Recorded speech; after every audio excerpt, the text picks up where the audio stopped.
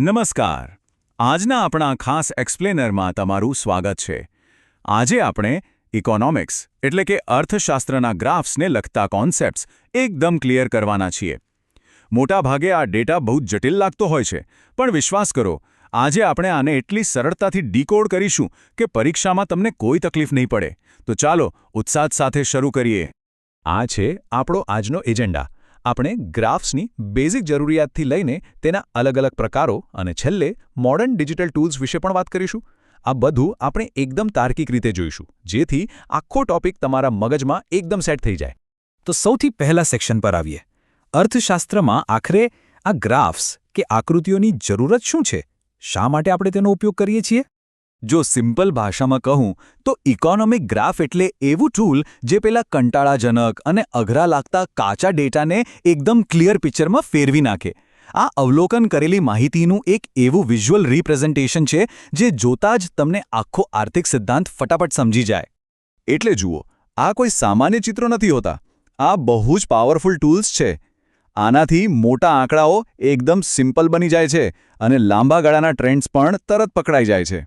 અલગ અલગ ડેટાને કમ્પેર કરવો હોય કે પછી એક્ઝામ વખતે ફટાફટ રિવિઝન કરવું હોય, આ ગ્રાફ્સ તમારું કામ એકદમ આસાન કરી દે છે. હવે આગળ વધીએ આપણા બીજા સેક્શન તરફ. ટાઈમ સિરીઝ લાઇન ગ્રાફ્સ એટલે કે સમય આધારિત રેખા આકૃતિ. સમયની સાથે ડેટામાં કેવા સતત ચેન્જીસ આવે છે તે આપણે આમાં જોવાનું છે. કોઈ પણ ગ્રાફ બનાવતા પહેલા આપણી પાસે હંમેશા આવો રો ડેટા એટલે કે કાચી માહિતી હોવી જોઈએ. દાખલા તરીકે આ ટેબલ જુઓ. આમાં છેલ્લા 60 વર્ષોમાં ભારતમાં દર દાયકે વસ્તી વૃદ્ધિ દરમાં શું ફેરફાર થયો છે તેની ટકાવારી આપેલી છે. ખાલી નંબર જોઈને કદાચ થોડું કન્ફ્યુઝિંગ લાગે, રાઈટ? પણ હવે જુઓ મેજિક. પહેલા ટેબલના નંબર્સને આપણે આ ટાઈમ સિરીઝ લાઇન ગ્રાફમાં ડીકોડ કરી દીધા છે. ધ્યાનથી જુઓ, અહીં એક્સ ધરી પર સમયગાળો છે અને વાય ધરી પર વસ્તીનો વૃદ્ધિદર મૂકવામાં આવ્યો છે. ચિત્ર હવે એકદમ ક્લિયર થઈ ગયું ને? હવે મારો તમને એક સવાલ છે. આ લાઇનના શેપને બરાબર નોટિસ કરો. તમને શું લાગે છે, આ લાઇન કઈ ચોક્કસ આર્થિક વાર્તા કહી રહી છે? આમાં તમને કયો ટ્રેન્ડ દેખાઈ રહ્યો છે? જો તમે ધ્યાન આપ્યું હોય તો સમજાશે કે આ ગ્રાફ એક સ્પષ્ટ ઇકોનોમિક શિફ્ટ બતાવે છે. 1971 પછી વસ્તી વૃદ્ધિના દરમાં સતત ઘટાડો જોવા મળી રહ્યો છે. લાઇન ધીમે ધીમે નીચે તરફ જઈ રહી છે. બસ આ જ તો ગ્રાફની સાચી તાકાત છે, જે ફક્ત ટેબલ જોઈને તરત નહોતી સમજાતી. ઓકે, હવે વાત કરીએ સ્તંભ આકૃતિ એટલે કે બાર ગ્રાફ્સ અને તેના અલગ અલગ પ્રકારોની. સ્ટાન્ડર્ડ પરીક્ષાઓમાં આ સેક્શનમાંથી પ્રશ્નો પૂછાવાના ચાન્સીસ બહુ વધારે હોય છે, એટલે આના પર ખાસ ધ્યાન આપજો. તમારે મુખ્ય 3 પ્રકારના બાર ગ્રાફ સમજવાના છે. પહેલો છે સાદો બાર ગ્રાફ, જેમાં માત્ર એક જ ચલ અથવા વેરિયેબલ હોય છે. બીજો છે ક્લસ્ટર્ડ બાર ગ્રાફ, જેમાં સંબંધિત ડેટા પાસે ગોઠવેલા હોય છે. અને ત્રીજો છે ડિવાઇડેડ બાર ગ્રાફ, જેમાં એક જ સ્તંભને અલગ અલગ હિસ્સાઓમાં વહેંચી દેવામાં આવે છે. આ ડિફરન્સ મગજમાં એકદમ ફિટ કરી લેજો. ચાલો આનું પ્રેક્ટિકલ ઉદાહરણ જોઈએ. ડાબી બાજુનું ટેબલ જુઓ, જેમાં દર 2 મહિને વેચાતી ચોકલેટનો ડેટા છે. હવે જમણી બાજુ જુઓ. એ જ ડેટાને આપણે સાદા અને સ્વતંત્ર સ્તંભોમાં પ્લોટ કર્યો છે. એકદમ સીધું ને સિમ્પલ કન્વર્ઝન છે.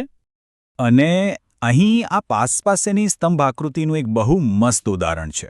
અહીં આપણે એકસાથે 3 વસ્તુઓ કમ્પેર કરી રહ્યા છીએ: નાના, મધ્યમ અને મોટા બોક્સનું વેચાણ. અહીં સ્તંભની બાજુમાં આપેલી લિજેન્ડ એટલે કે નિશાનીઓ વાંચવી બહુ અગત્યની છે, જેથી કયો કલર કયા બોક્સનો ડેટા દર્શાવે છે તે સરળતાથી સમજી શકાય. રાઇટ. હવે આપણે પાઈ ચાર્ટ્સ એટલે કે વૃત્તાંશ આકૃતિ પર આવીએ. આનું મેઇન ફંડા એ છે કે તે ડેટાને અલગ અલગ હિસ્સામાં કેવી રીતે વહેંચે છે. આના મેથેમેટિકલ કેલ્ક્યુલેશન્સ પર આપણે ખાસ ફોકસ કરીશું. પરીક્ષામાં પાઈ ચાર્ટ દોડતા પહેલા તમારે આ એક બેઝિક ફોર્મ્યુલા હંમેશા યાદ રાખવાની છે. કોઈ પણ આપેલી ટકાવારીને વર્તુળના 360 ડિગ્રી સાથે ગુણાકાર કરો અને પછી તેને 100 વડે ભાગી નાખો. આ ગણતરીથી તમને દરેક હિસ્સાનો એક્ઝેક્ટ એંગલ એટલે કે ખૂણો મળી જશે. છે ને એકદમ સરળ? અને બસ એ જ ગણતરીનો ઉપયોગ કરીને આપણે આ મસ્ત મજાનો પાઈ ચાર્ટ બનાવી શકીએ છીએ. અહીં તમે સ્પષ્ટપણે જોઈ શકો છો કે એક વિદ્યાર્થીના પોકેટ મનીનો કુલ ખર્ચ 360 ડિગ્રીના અલગ અલગ પ્રમાણસર સ્લાઇસમાં કેવી રીતે વહેંચાયેલો છે. કઈ વસ્તુ પાછળ કેટલો ખર્ચો થયો એ બસ એકર નજરમાં ખબર પડી જાય છે. ફાઇનલી આપણા છેલ્લા સેક્શન પર આવીએ. આજે જમાનો ડિજિટલ છે, રાઈટ? તો અર્થશાસ્ત્રમાં પણ હવે ગ્રાફ્સ દોરવા માટે હાથની પદ્ધતિઓની જગ્યા આધુનિક સોફ્ટવેર અને કમ્પ્યુટર ટેકનોલોજીએ લઈ લીધી છે. આજના મોડર્ન અર્થશાસ્ત્રીઓ પોતાનું કામ ફાસ્ટ કરવા માટે આ ટૂલ્સ પર જ ડિપેન્ડન્ટ છે. રિસર્ચ પ્રેઝન્ટ કરવા માટે પાવરપોઈન્ટ જેવી એપ્સ અને મોટા ડેટાને સેકન્ડ્સમાં પ્રોસેસ કરીને ચોક્કસ ગ્રાફ્સ બનાવવા માટે એક્સેલ જેવી સ્પ્રેડશીટ્સનો ભરપૂર ઉપયોગ થાય છે. આપણે હમણાં જે પણ ગ્રાફ્સ જોયા એ બધા આ જ ટૂલ્સથી કેટલીક જ સેકન્ડોમાં બની જાય છે. તો આ બધું જોઈને એક બહુ જ રસપ્રદ સવાલ મનમાં થાય છે.